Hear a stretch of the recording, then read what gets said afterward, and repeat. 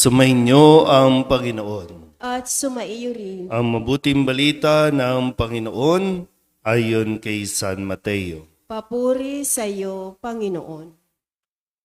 Noong panahong iyon, sinabi ni Jesus sa kanyang mga alagad, "Pag-ingatan ninyo na huwag maging pakitang tao lamang ang paggawa ninyo ng mabuti.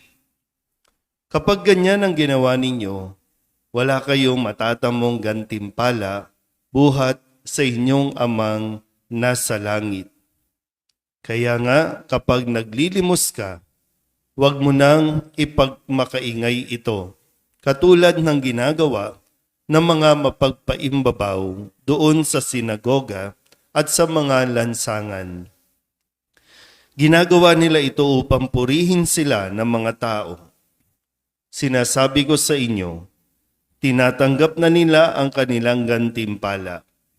Ngunit kung naglilimos ka, huwag mo nang ipaalam ito kahit sa iyong pinakamatalik na kaibigan, upang malihim ang inyong paglilimos at gagantihin ka ng iyong amang nakakakita ng kabutihang ginagawa mo ng lihim. At kapag nananalangin kayo, huwag kayong tumulad sa mga mapagpaimbabaw. Mahilig silang manalangin ng patayo sa mga sinagoga at sa mga panulukang daan upang makita ng mga tao. Sinasabi ko sa inyo, tinanggap na nila ang kanilang gantimpala. Ngunit kapag mananalangin ka, pumasok ka sa iyong silid at isara mo ang pinto. Saka ka manalangin sa iyong amang hindi mo nakikita at gagantihin ka ng iyong amang nakakakita ng kabutihang ginagawa mo ng lihim. Kapag nag-aayuno kayo, huwag kayong magmukhang malungkot tulad ng mga mapagpaimbabaw. Hindi sila nag-aayos upang malaman ng mga tao na sila'y nag-aayuno. Sinasabi ko sa inyo, tinanggap na nila ang kanilang gantimpala. Kapag ikaw ay nag-aayuno, mag-ayos ka ng buhok at maghilamos upang huwag mapansin ng mga tao na nag-aayuno ka. Ang iyong amang hindi mo nakikita, ang siya lamang nakaalam nito. Siya na nakakakita ng kabutihang ginagawa mo ng lihim ang gaganti sa iyo."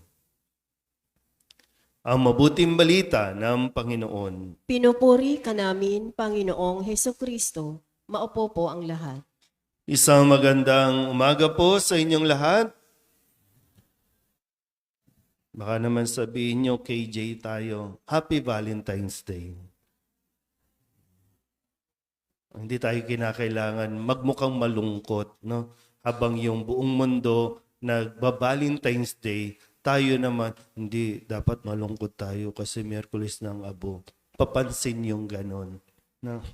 Pero sabi nga, kailangan maging malinaw sa atin, no? Yung motivation, o kaya naman kung ginagawa natin ito, na nag-aayuno tayo o mag-aayuno, hindi natin kinakailangan puwersahin ng iba na sumunod o gumaya din sa atin. Pero matindi yung hamon para sa atin na nakarinig na at nauunawaan natin.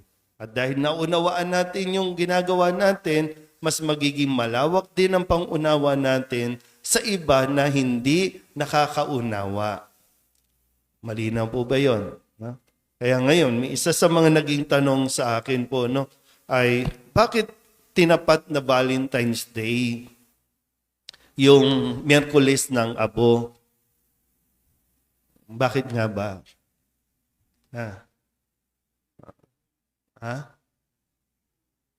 Yung new moon. No?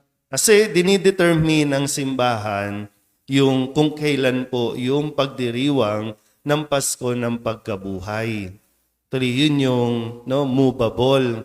Kaya minsan March o kaya minsan April yung Easter at mula doon bibilang ka ng 40 days pabalik. At kung ano yung matapat, yun po yung, at sakto naman, lagi namang Miyerkules Wala pa naman tayong nararanasan na Huwebes ng Abo o Biyernes ng Abo. Laging Miyerkules natatapan. So kaya, dahil normally, second, third week ng February tumatapat at Miyerkules nga na, galing din naman. No? Laging pagbalik Miyerkules talaga ito. So hindi natin kinakalaban yung pamamaraan ng mundo. Ha? Mas mainam nga na ngayong Valentine's Day, mapaalalahanan tayo ng tunay na kahulugan ng pag-ibig. At ang pag-ibig ay handang magsakripisyo, mag-alay ng sarili para sa kanyang minamahal. At hindi lang yan basta-basta, ngayon gagawin ko, mag-aalay ako. Kailangan ng mahaba ring preparasyon. Yung ikinukondisyon mo din ang iyong sarili. Handa ba akong magmahal? Handa ko bang ipakita ang aking pagmamahal? So may proseso na pinagdaraanan. At ito yung tama din na pagkakataon. Nagmamahal ka. Sigurado ka ba talaga? Naiintindihan mo ba yung papasukin mong pagmamahal na yan? Nauunawaan mo ba kung ano ang hinihingi sa iyo o kinakailangan mong ibigay para sa taong minamahal mo dahil nagmamahal ka? Sabihin nyo nga sa katabi ninyo, magmahal ka. Marami yung iba, no? Bitter, ayoko nang magmahal kasi hindi talaga naunawaan yung tunay na kahulugan ng pagmamahal. Kung magmamahal ka, dapat handa ka ring magsakripisyo. Bahagi ng sakripisyo, may kirot. May sakit na mararanasan. Kasi di ba, kung mahal mo ang isang tao, yung mga bagay na hindi makakabuti sa kanya, i-detach mo ang iyong sarili. So pag may dinidetach, may natatanggal, may sakit na narangyari. Try nyo nga, tanggalin nyo isang daliri ninyo. Hindi kayo masaktan. No? So maraming na yung attachment sa buong pagkatao natin, sa buong kaluluwa natin, no? Ay pag tinatanggal, may sakit kang mararamdaman. So bahagi yun. So kung ayaw mo masaktan, hindi mo aalisin yan. Hindi mo aalisin yung bisyo mo kasi masasaktan ka. Hindi mo aalisin yung mga kasalanan na nakasanayan natin gawin kasi masasaktan ka. Doon ka natatakot, doon sa masaktan. Malinaw po ba kahit pa paano? No? Kasi, bakit kasi tinapat na February 14? Ano bang problema? Sinasabi lang sa atin, sige, February 14, at Ash Wednesday, meron tayong fasting and abstinence. Sa kalagayan natin dito, may bago ba dyan? Wala nga Kasi marami sa atin dito, hindi naman talaga nakakakain ng kumpleto sa buong maghapon. So may bago ba? So ano yung hinihiling sa atin ngayon? Paano natin ipapasok ang ating mga sarili? Kasi sa pag-aayuno, kinakailangan ito ng disiplina ng sarili. Yung self-control, self-discipline na tinatawag. Mamimili ka, magdidesisyon ka mamaya. Lalo na sa inyo, sa atin ngayon, magpapalagay tayo ng abo. Pagkatapos ito, kakain ba ako o hindi? Sige. Ano na? Father, matanda na po ako. Di sige, kumain ka. Father, bata pa po ako. Di sige, kumain ka nga.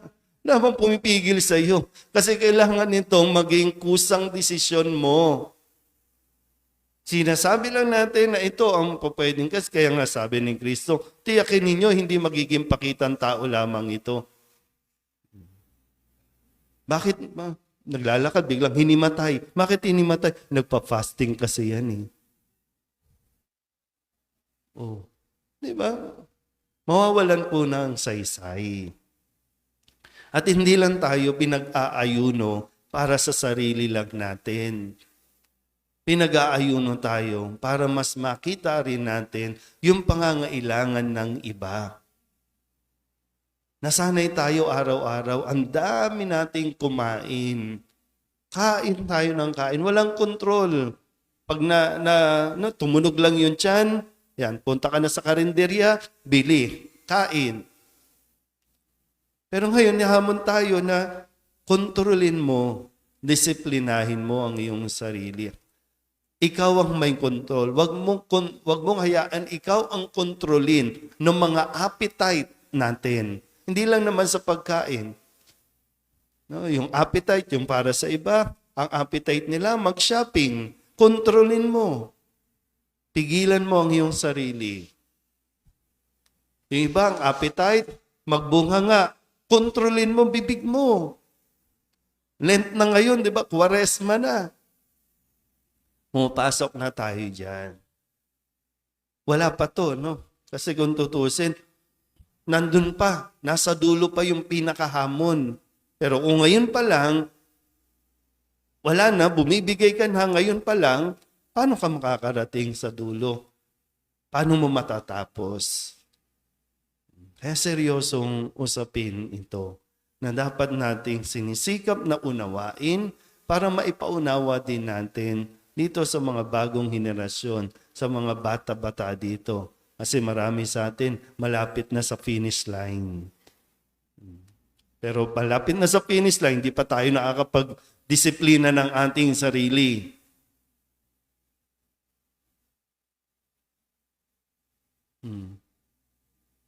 Handa ba talaga magpapalagay ng abo bilang tanda ng ating pag-amin na tayo ay may kasalanan, pag-amin na tayo po ay mahina? Handa ba talaga tayo na humingi ng tawad sa Diyos? Kasi ito po yung naging practice, no? Kapag ang isang tao umaamin na tumingi ng tawad sa Diyos, kulang nga yung no? Abo sa noo lang eh. Dati talaga nagpapagulong-gulong sa abo yan eh. Pwede bang mukha ang lagyan ko mamaya? Hindi naman eh. Kasi nga, hindi, bang sapat na yung mapahirang ka ng abo, pero dapat nauunawaan natin ito. At inuunawa natin ito. Mamaya, pagtapos natin, lalakad kayo sa kalye, makikita kayo ng mga tao, ang dungis naman ng mukha nito. Di ba? Makikita na, hindi naman. Pero, di ba? Ito yung unang pagkakataon na hindi pagyayabang, hindi pagyayabang, kundi magdala sa atin sa humility o pagpapakumbaba na hindi ka iba sa kanila. Na tayo din ay makasalanan na nangangailangan ng awa at habag ng Diyos. At gagawin ng Diyos ang lahat para tayo mailigtas. Amen?